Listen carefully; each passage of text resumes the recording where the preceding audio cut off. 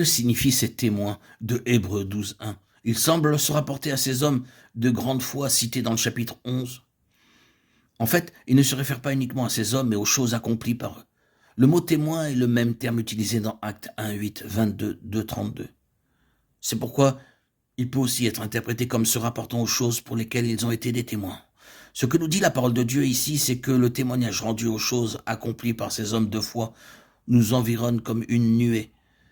Que veulent démontrer ces témoins? Ils démontrent le si grand salut de Dieu. Hébreux 2, 3, 4. Ce grand salut ne fait pas allusion au pardon des péchés, mais il parle du royaume. Car le royaume est le but de notre course.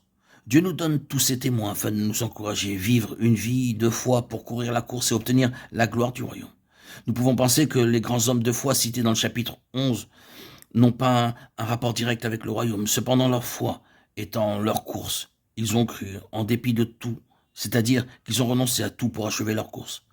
Ils ont obtenu ce en quoi ils ont cru tout d'abord, de telle sorte que les uns furent enlevés, d'autres ressuscitèrent, d'autres possédèrent le pays, d'autres ne périrent pas, bien que ces choses n'étaient pas l'aboutissement de ce que Dieu leur avait promis. Ce qu'ils avaient obtenu par la foi n'était qu'une démonstration, un témoignage qui les assurait d'obtenir le royaume promis.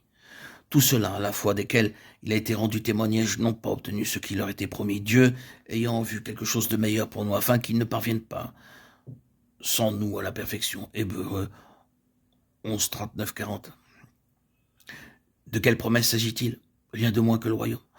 Tout cela avait le témoignage vivant en eux que Dieu leur donnerait le royaume. Une telle nuée de témoins, à cause de leur foi, Dieu leur a accordé une grâce. Il a répondu aux prières et accompli des miracles, prouvant ainsi qu'il était satisfait par leur manière de courir leur course, et qu'assurément il leur donnerait le royaume.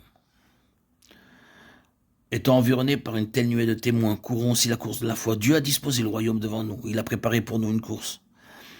À l'arrivée, la défaite ou le succès sera manifesté. Celui qui vaincra régnera avec Christ, mais celui qui sera défait, bien qu'il soit sauvé, n'aura aucune part à la gloire du royaume.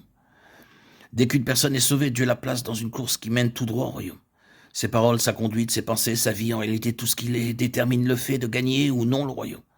Le croyant qui refuse de courir cette course s'estime lui-même comme n'étant pas digne du royaume, et le croyant qui court pauvrement met en péril ses chances de gagner le royaume. Or, Dieu a déjà placé chaque chrétien dans cette course.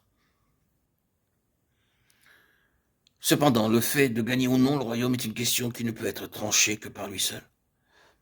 La consécration, la fidélité et la victoire l'aideront à recevoir la couronne.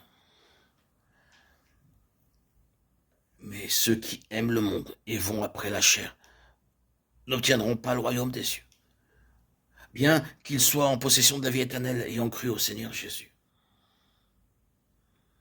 Ils n'ont aucune part à la gloire du royaume.